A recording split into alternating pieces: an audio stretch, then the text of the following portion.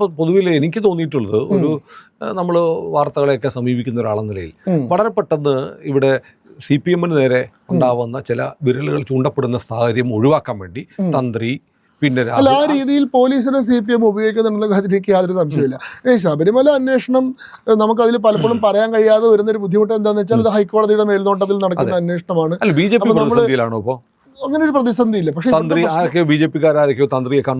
തന്ത്രിയെ കണ്ടത് അവിടുത്തെ ജില്ലാ പ്രസിഡന്റ് ആയിട്ടുള്ള സന്ദീപ് വാചസ്പതിയാണ്. അവർ രണ്ടുപേരും ഒരേ നിയോജക മണ്ഡലത്തിൽ തൊട്ടടുത്ത വീടുകൾ താമസിക്കുന്ന ആളുകളാണ്. ചെങ്ങന്നൂര് തന്നെയാണ് 2 വീടുകളുള്ളത്. ഈ മറ്റേ താഴ്മൺ മഠം എന്ന് പറയുന്ന വീടും സന്ദീപ് വാചസ്പതിയുടെ വീടും ചെങ്ങന്നൂരുള്ളവരാണ്. വളരെ പണ്ട് തൊട്ടേ കുടുംബബന്ധവും വ്യക്തിപരമായിട്ടുള്ള ബന്ധമൊക്കെ ഉള്ള ആളുകളാണ്. അപ്പോൾ തൻ്റെ പ്രദേശത്ത് ഇങ്ങനെയൊരു സംഭവം നടന്ന സമയത്ത് അതുമായി ബന്ധപ്പെട്ട കാര്യങ്ങൾ അന്വേഷിക്കാനും കുടുംബാംഗങ്ങളെ ആശ്വസിപ്പിക്കാനും വേണ്ടി വളരെ വ്യക്തിപരമായിട്ടുള്ളൊരു കപ്പാസിറ്റിയിലാണ് അദ്ദേഹം പോയിട്ടുള്ളത്. അദ്ദേഹം അവിടെ പോയിട്ട് തന്ത്രിക്ക് ഐക്യദാർഢ്യം പ്രഖ്യാപിച്ചിട്ടില്ല, തന്ത്രിക്ക് BJP-യുടെ രാഷ്ട്രീയ പിന്തുണ ഉണ്ടാവും എന്ന് പറഞ്ഞിട്ടില്ല, അന്വേഷണ സംഘത്തിനെതിരായിട്ടുള്ള എന്തെങ്കിലും വിമർശനങ്ങൾ ഉന്നയിച്ചിട്ടില്ല. മാത്രമല്ല അതിനെപ്പറ്റി സംസ്ഥാന പ്രസിഡന്റിനെ വ്യക്തമാക്കിയിട്ടുണ്ടല്ലോ, അദ്ദേഹം പേഴ്സണൽ കപ്പാസിറ്റിയിൽ പോയിട്ടുള്ളതാണ്, അത് BJP-യുടെ രാഷ്ട്രീയ തീരുമാനമല്ല എന്ന് പറഞ്ഞിട്ടുണ്ട്. അന്നത്തെ ദിവസം തന്ത്രി അറസ്റ്റ് ചെയ്യപ്പെട്ടതിന്റെ പിറ്റേ ദിവസം രാവിലെ NDA-യുടെ പത്രസമ്മേളനം നടക്കുന്നുണ്ട്, BJP-യുടെ അല്ല. രാജീവ് ചന്ദ്രശേഖർ, KS സുരേന്ദ്രൻ, കുമ്മനം രാജശേഖരൻ, PK കൃഷ്ണദാസ്, തുഷാർ വെള്ളാപ്പള്ളി എന്നിവരുൾപ്പെടുന്ന NDA-യുടെ നേതൃനിരയിലുള്ള ആളുകൾ ഒരു പത്രസമ്മേളനം നടത്തിയിട്ട് അക്കാര്യത്തിൽ പറയുന്നുണ്ട്, തന്ത്രി ഏതെങ്കിലും രീതിയിൽ ഈ കുറ്റത്തിൽ പങ്കാളിയാണെങ്കിൽ അദ്ദേഹത്തെ സംരക്ഷിക്കുന്ന ഒരു സമീപനം ഞങ്ങൾ സ്വീകരിക്കുന്നില്ല, അങ്ങനെയാണെങ്കിൽ അദ്ദേഹം മാതൃകാപരമായി ശിക്ഷിക്കപ്പെടണം എന്നുള്ളത് തന്നെയാണ് ഞങ്ങളുടെ ആവശ്യം. പക്ഷെ അവിടെ ഒരു സംശയമുള്ളത്, എന്തുകൊണ്ട് ഇപ്പോൾ മന്ത്രി അറസ്റ്റ് ചെയ്യാതെ തന്ത്രി അറസ്റ്റ് ചെയ്തു? ഇതാണ് അവിടുത്തെ ചോദ്യം. അതായത് തന്ത്രിയുടെ പേരിലുള്ള കുറ്റം എന്താണ്? ഞാൻ പറയാം. ആ റിമാൻഡ് റിപ്പോർട്ട് പ്രകാരം തന്ത്രിയുടെ പേരിൽ 4 കുറ്റങ്ങളാണ് പറയുന്നത്. ഒന്ന്, തന്ത്രിക്ക് അറിയാമായിരുന്നു ഈ പറയുന്ന സ്വർണ്ണപ്പാളികൾ കൊണ്ടുപോകുന്ന സമയത്ത് ദേവന്റെ അനുജ്ഞ മേടിക്കണം, ദേവന്റെ അനുവാദം മേടിച്ചിട്ട് തന്ത്രി അത് രേഖാമൂലം ദേവന്റെ അനുജ്ഞ കിട്ടിയിട്ടുണ്ട് എന്ന് ദേവസ്വം ബോർഡിനെ അറിയിച്ചാൽ മാത്രമേ ഇത് കൊണ്ടുപോകാൻ പറ്റുള്ളൂ. അങ്ങനെ അല്ലാതെ കൊണ്ടുപോയാൽ, ദേവന്റെ അനുജ്ഞ മേടിക്കാതെ കൊണ്ടുപോയാൽ അത് ആചാരലംഘനമാണ്. അത് ആചാരലംഘനമാകുന്ന സാഹചര്യത്തിൽ തന്ത്രി അതിനെ എതിർക്കണമായിരുന്നു.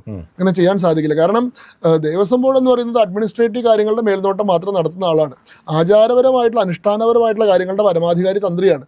സുപ്രീം കോടതിയുടെ ശിരൂർ മഠ് കേസിലെ വിധിയുണ്ട്, ദ തന്ത്രി shall be the final authority in matters regarding rights, rituals, customs and ceremonies.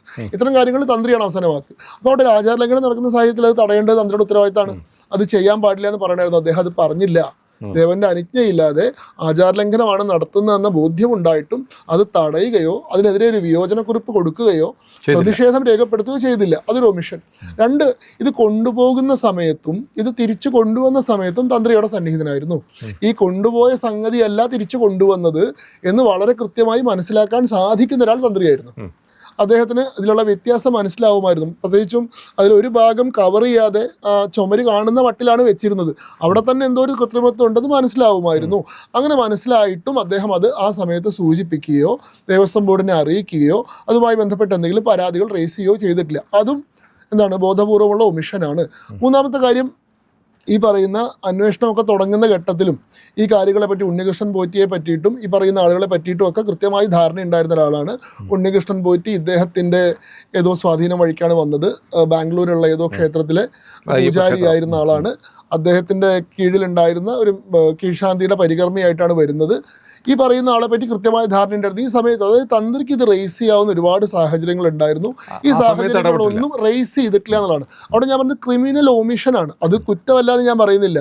N act of crime or N omission of N act, ഇത് രണ്ടും ക്രൈമാണ്. നിങ്ങൾ ചെയ്യേണ്ട ഒരു കാര്യം ചെയ്യാതിരിക്കുകയോ ചെയ്യരുതാത്തൊരു കാര്യം ചെയ്യുകയോ ചെയ്യുന്ന ഒമിഷനാണ്. ഇപ്പോൾ നമ്മുടെ ഇന്ദിരാഗാന്ധി വധക്കേസിൽ ഈ ഭീകരവാദികൾക്ക് ഇന്ദിരാഗാന്ധിയെ വധിക്കാനുള്ള ഗൂഢാലോചന ഉണ്ടായിരുന്നു എന്ന് അറിഞ്ഞിട്ടും അത് പോലീസിൽ അറിയിക്കാതിരുന്ന ഒരാളെയും 120B ചുമത്തി ശിക്ഷിച്ചിട്ടുണ്ട്. കാരണം അയാൾ സിഖ് വിഭാഗത്തിൽപ്പെടുന്ന ആളായിരുന്നു. ഇന്ദിരാഗാന്ധി മരിക്കണം എന്ന് അദ്ദേഹത്തിന് ആഗ്രഹം ഉണ്ടായിരുന്നു. അതുകൊണ്ട് ഇദ്ദേഹം ഈ വിവരം അറിഞ്ഞിട്ടും ഇത് ആരെയും അറിയിച്ചില്ല. അപ്പോൾ അതും ഗൂഢാലോചനയാണെന്ന് ബഹുമാനപ്പെട്ട സുപ്രീം കോടതി പറഞ്ഞിട്ടുണ്ട്.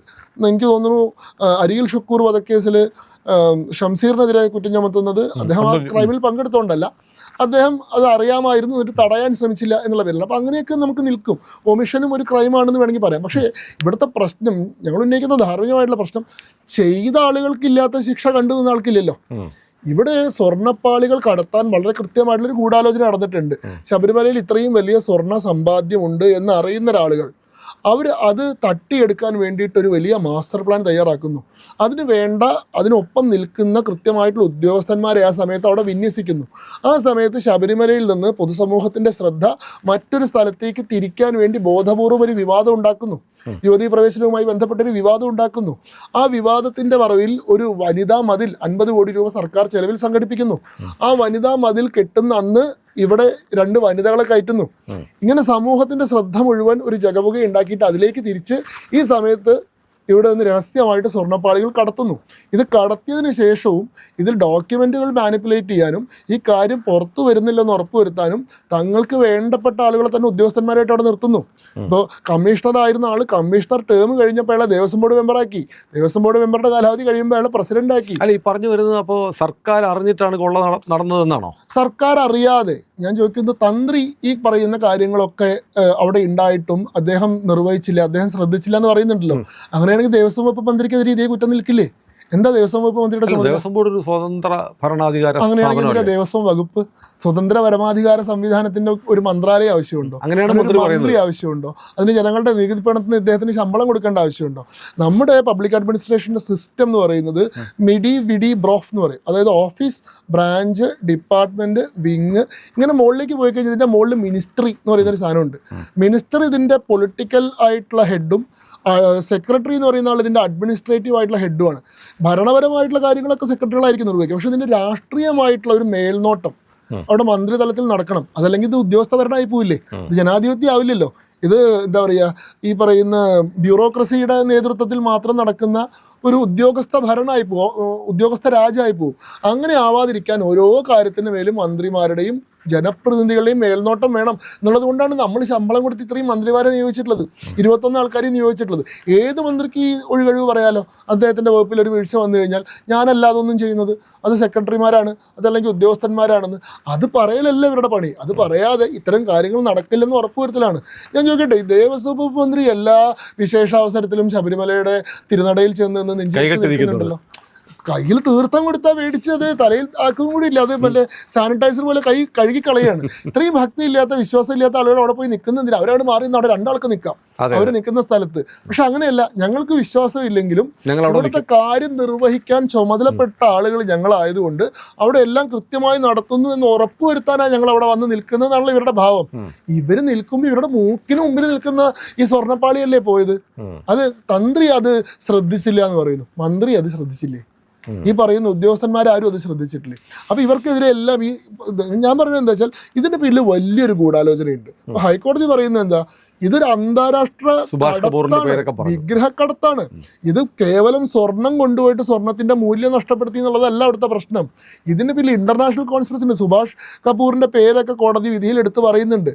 അവിടെ നോക്കൂ, അവിടെ നമ്മൾ പരിശോധിക്കേണ്ട 2 സംഗതികളുണ്ട്. ഈ ഉണ്ണികൃഷ്ണൻ പോറ്റി ഇതുമായി ആന്റോ ആന്റണിനെയും അടൂർ പ്രകാശിനെയും കൂട്ടിയിട്ട് പോയി കാണുന്നത് സോണിയാഗാന്ധിനെയാണ്. സോണിയാഗാന്ധിനെ ആ കാലത്ത് ഒരാൾ കാണുക എന്നുള്ളത് എത്ര വലിയ പ്രയാസമാണെന്ന് നമുക്കറിയാം. കാരണം എന്താണ്, UPA ചെയർമാനായിരുന്ന ഈ പറയുന്ന മൻമോഹൻ സിംഗ് സർക്കാർ ഭരിക്കുന്ന കാലത്ത് ഡിഫാക്ടോ പ്രൈം മിനിസ്റ്റർ ആയിരുന്ന, കാരണം എന്താണ്, എല്ലാ ഭരണഘടനാപരമായിട്ടുള്ള കമ്മിറ്റികളും പ്രധാനമന്ത്രിയുടെ നേതൃത്വത്തിലാണ്. അതിന് മുകളിൽ ഭരണഘടനാ വിരുദ്ധമായിട്ടൊരു കമ്മിറ്റി ഉണ്ടാക്കിയിട്ട് നാഷണൽ ഒരു അഡ്വൈസറി കമ്മിറ്റി, NAC എന്ന് പറഞ്ഞൊരു കമ്മിറ്റി, NAC എല്ലാ കമ്മിറ്റികളുടെ മുകളിലാണ്. ആ കമ്മിറ്റിയുടെ ചെയർമാനായിട്ട് സോണിയാഗാന്ധി അക്ഷരാർത്ഥത്തിൽ ഇന്ത്യയുടെ ഭരണം കൈയാളിയിരുന്ന സമയമാണ്. മൻമോഹൻ സിംഗ് അവരുടെ നിയന്ത്രണത്തിൽ നിൽക്കുന്നതല്ലാണ്ട് അവർക്ക് മേലെ ആയിരുന്നില്ല ഉണ്ടായിരുന്നത്. ആ സമയത്ത് സോണിയാഗാന്ധിക്ക് SPG പ്രൊട്ടക്ഷൻ ഉണ്ട്. SPG പ്രൊട്ടക്ഷൻ ശരിക്കും ഇന്ദിരാഗാന്ധി വിവാദത്തിന് ശേഷം പ്രധാനമന്ത്രിമാർക്ക് സുരക്ഷ കൊടുക്കാൻ വേണ്ടി ഉണ്ടാക്കിയതാണ്. ആ SPG പ്രൊട്ടക്ഷൻ സോണിയാഗാന്ധിക്കും കുടുംബത്തിനും ഉണ്ട്. ഈ SPG പ്രൊട്ടക്ഷനുള്ള ആളെയാണ് ഈ ഉണ്ണികൃഷ്ണൻ പോറ്റി പോയി കാണുന്നത്. കേരളത്തിൽ നിന്നുള്ള മുതിർന്ന നേതാക്കന്മാർക്ക് കാണാൻ പറ്റിയിട്ടില്ല സോണിയാഗാന്ധിനെ. കരുണാകരൻ DICK ഉണ്ടാക്കുന്ന സമയത്ത് അതിനെതിരെ ആദ്യം വന്ന് സോണിയാഗാന്ധിയെ കണ്ട് സംസാരിച്ചിട്ടാവാം എന്ന് തീരുമാനിച്ചിട്ട് സോണിയാഗാന്ധിനെ കാണാൻ വേണ്ടി ഡൽഹി പോയിട്ട് ഒരാഴ്ച കാത്തു കിടന്നിട്ട് കാണാൻ പറ്റാണ്ട് തിരിച്ചു വന്നിട്ടുണ്ട്. നമ്മുടെ അസാമിലെ ഹിമന്ത് ബിശ്വ ശർമ്മ, BJPയുടെ മുഖ്യമന്ത്രി, അദ്ദേഹം കോൺഗ്രസ് പാർട്ടിയിൽ നിന്ന് തെറ്റിപ്പോകുന്ന എന്തിനാ? കാണാൻ പറ്റാഞ്ഞിട്ടാണ്. അവിടെ പോയിട്ട് അപ്പോയിന്റ്മെന്റ് കിട്ടാണ്ട് 2 ദിവസം കാത്തിരുന്നു. രാഹുൽ ഗാന്ധിനെയും സോണിയാഗാന്ധിനെയും കാണാൻ പറ്റിയില്ല. അപമാനിതനായിട്ട് ഇറങ്ങി വന്നിട്ടാണ് മൂപ്പര് BJPയിലേക്ക് വരുന്നത്. നമ്മുടെ ആന്ധ്രാപ്രദേശിലുണ്ടായിരുന്ന YSR കോൺഗ്രസിന് ഒത്തുപോകുന്നത് എന്തുകൊണ്ടാണ്? സോണിയാഗാന്ധിയുമായിട്ടുള്ള അഭിപ്രായ വ്യത്യാസവുമായി ബന്ധപ്പെട്ടിട്ടാണ്. അപ്പൊ അങ്ങനെയുള്ള കോൺഗ്രസിന്റെ മുതിർന്ന നേതാക്കന്മാർക്ക്, കെ കരുണാകരൻ മുതൽ ഹിമന്ത് വിശ്വ ശർമ്മ ഉള്ള നേതാക്കന്മാർക്ക് പോയിട്ട് കാത്തു കിടന്നിട്ട് കാണാൻ പറ്റാത്ത ഒരാളെ ഉണ്ണികൃഷ്ണൻ ഒരു തവണയല്ല 2 തവണ പോകുന്നു, കാണുന്നു, കയ്യിൽ ചരട് കെട്ടി കൊടുക്കുന്നു, അവർക്ക് സ്വീറ്റ്സ് കൈമാറുന്നു. അതെങ്ങനെയാ സാധിക്കുന്നത്? എന്താണ് അവരുടെ സ്വാധീനം? അപ്പൊ അവിടെ ഒരു കണക്ഷൻ ഉണ്ട്.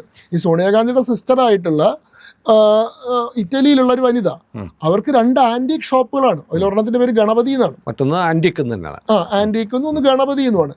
ഇന്ത്യയിൽ നിന്നുള്ള ഈ പറയുന്ന ആന്റിക്കുകളും കരകൗശല വസ്തുക്കളും കൗതുക വസ്തുക്കളും ഒക്കെ വിപണനം ചെയ്യുന്ന ഒരു സ്ഥാപനം നടത്തുന്ന ആളാണ്. അവരുമായി ബന്ധപ്പെട്ട് വലിയൊരു ആരോപണം മുൻപ് സുബ്രഹ്മണ്യ സ്വാമി ഉന്നയിച്ചിട്ടുണ്ട്. ഈ പറയുന്ന ഡിപ്ലോമാറ്റിക് ആയിട്ടുള്ള പ്രിവിലേജ് ഉപയോഗിച്ചുകൊണ്ട് നയതന്ത്ര ഇതുവഴി സോണിയാഗാന്ധി ഇവിടെ നിന്ന് പോകുമ്പോഴെല്ലാം വിലപിടിപ്പുള്ള ആന്റിക്കുകൾ ഇറ്റലിയിലേക്ക് കടത്തുകയും ഇത് ഇവരുടെ സഹോദരിയുടെ ഷോപ്പ് വഴി കച്ചവടം നടത്തുകയും ചെയ്തിട്ടുണ്ടെന്ന് വലിയൊരു ആരോപണം ഇവർക്കെതിരെ ഉണ്ടായിരുന്നു. സാഹചര്യമുണ്ട്. ആ സാഹചര്യത്തിലാണ് വിഗ്രഹക്കടത്താണെന്ന് സംശയിക്കാമെന്ന് ബഹുമാനപ്പെട്ട ഹൈക്കോടതി പറഞ്ഞ കേസിലെ 1-ാം പ്രതി 2 തവണ ഡൽഹി പോയിട്ട് ഈ കാലയളവിൽ സോണിയാഗാന്ധിയെ കാണുന്നത്. അത് എന്തിനാണെന്ന് ഇപ്പോഴും വിശദീകരിക്കാൻ അവർക്ക് പറ്റിയിട്ടില്ലല്ലോ. എന്തുകൊണ്ടാണ് കോൺഗ്രസ് അതിന് ഉത്തരം പറയുന്നത്? വി ഡി സതീശൻ എന്തുകൊണ്ടാണ് മറ്റേ ഈ അമ്പലക്കള്ളന്മാർക്ക് അടക്ക് പുറത്തതുകൊണ്ട് എല്ലാവരും കവർപ്പിക്ക് മാറ്റിയല്ലോ. ഈ കവർപ്പിക്ക് മാറ്റിയിട്ടുള്ള ഒരാൾക്കും ഇതിലെ സോണിയാഗാന്ധി ആംഗിൾ വന്ന സമയത്ത് മിണ്ടാട്ടില്ലാത്ത എന്തുകൊണ്ടാണ്? അല്ല, സോണിയാഗാന്ധി തെരഞ്ഞെടുപ്പിന് മുമ്പ് ചിലപ്പം CPM നിർദ്ദേശപ്രകാരം പോലീസ് ചോദ്യം ചെയ്തേക്കും, അല്ലെങ്കിൽ നോട്ടീസ് ഇലക്ഷന് മുൻപ് നടക്കും. എപ്പോൾ നടക്കും? അതായത് ഇപ്പൊ നോക്കൂ, അന്വേഷണ സംഘത്തിന് ഹൈക്കോടതി കാലാവധി നീട്ടിക്കൊടുത്തു. ഇനി ഇതിലേക്ക് കാലാവധി കഴിയാൻ പോകുന്നത് ഫെബ്രുവരി അവസാനവും മാർച്ച് ആദ്യമാണ്. മാർച്ച് ആദ്യത്തിലായിരിക്കും ഇനിയിപ്പോൾ അടൂർ പ്രകാശിനെ ചോദ്യം ചെയ്യുന്നത്, ആ സമയത്തായിരിക്കും ആന്റണിയെ ചോദ്യം ചെയ്യുന്നത്, ആ സമയത്തായിരിക്കും സോണിയാഗാന്ധിക്ക് നോട്ടീസ് പോകുന്നത്. അപ്പൊ എന്താ, നിയമസഭാ തെരഞ്ഞെടുപ്പിന് മുമ്പുള്ള അവസാനത്തെ വിഷയം ശബരിമലയിലെ സ്വർണ്ണക്കടത്തിൽ കോൺഗ്രസ് നേതാക്കന്മാർ ചോദ്യം ചെയ്യപ്പെടുന്നു. ഇതിന്റെ കിങ് പിൻ കോൺഗ്രസ് ആണ്. അപ്പൊ അതിന്റെ ടൈമിംഗ് വളരെ കൃത്യമല്ലേ? അപ്പൊ ഇതില് ബഹുമാനപ്പെട്ട ഹൈക്കോടതിയുടെ മേൽനോട്ടത്തിലാണ് ശരി, പക്ഷെ ആഭ്യന്തര വകുപ്പിന് കീഴിലല്ലേ പോലീസുകാർക്ക് മേലെ യാതൊരു തരത്തിലുള്ള പൊളിറ്റിക്കൽ ഡയറക്ഷനും ഇല്ലാതെ നമുക്ക് പറയാൻ സാധിക്കും. അപ്പൊ അവിടെ അങ്ങനെ ഒരു സംശയമുണ്ട്. ഇതിലൊരു പൊളിറ്റിക്കൽ ടേൺ എടുത്തിട്ടുണ്ട് ഈ കേസ്. മറ്റേ ചോദ്യങ്ങൾ അവിടെ അവസാനിച്ചു. തന്ത്രി അറസ്റ്റ് ചെയ്യപ്പെട്ടതോടെ ശങ്കർദാസ് പുറത്തു നിൽക്കുന്നതിനെ പറ്റിയിട്ടുള്ള ചോദ്യങ്ങൾ ഇപ്പോൾ ഇല്ല, കടകംപള്ളി സുരേന്ദ്രൻ പുറത്തു നിൽക്കുന്നതിനെ പറ്റിയിട്ടുള്ള ചോദ്യം ഇപ്പോൾ ഇല്ല, PS പ്രശാന്തുമായി ബന്ധപ്പെട്ട ചോദ്യങ്ങൾ ഇപ്പോൾ ഇല്ല. അപ്പോൾ ഇത് തന്നെയാണോ സർക്കാർ ഉദ്ദേശിച്ചത് തുടങ്ങിയിട്ടുള്ള കാര്യങ്ങളുണ്ട്. ഇപ്പോൾ തന്ത്രിയുടെ അറസ്റ്റ് വിവാദമാവുന്ന സമയത്ത് അടുത്ത ദിവസം പുതിയൊരു അറസ്റ്റ് കിടക്കുകയാണ്, രാഹുൽ മാങ്കൂട്ടത്തിൻ്റെ അറസ്റ്റ്. അപ്പോൾ സമൂഹത്തിന്റെ ചർച്ച മറ്റൊരു ഡയറക്ഷനിലേക്ക് ഇങ്ങനെ സദാ നിലനിർത്തുക എന്ന് പറയുന്ന ഒരു പൊളിറ്റിക്കൽ താല്പര്യം ഇവർ നിർവഹിക്കുന്നുണ്ടോ എന്നുള്ള ന്യായമായിട്ടുള്ള സംശയം അവിടെയുണ്ട്. അതാണ് നമ്മളിപ്പോൾ കണ്ടുകൊണ്ടിരിക്കുന്നത്. ഏതായാലും തെരഞ്ഞെടുപ്പിന് തൊട്ട് മുമ്പ് നേരത്തെ പറഞ്ഞതുപോലെ ഒരു പക്ഷേ സോണിയാഗാന്ധിയെ തേടിയും കേരള പോലീസ് പോയേക്കാം. തീർച്ചയായിട്ടും സാധിക്കും. അത് സംഭവിക്കാൻ തന്നെയാണ് ഇരിക്കുന്നത്.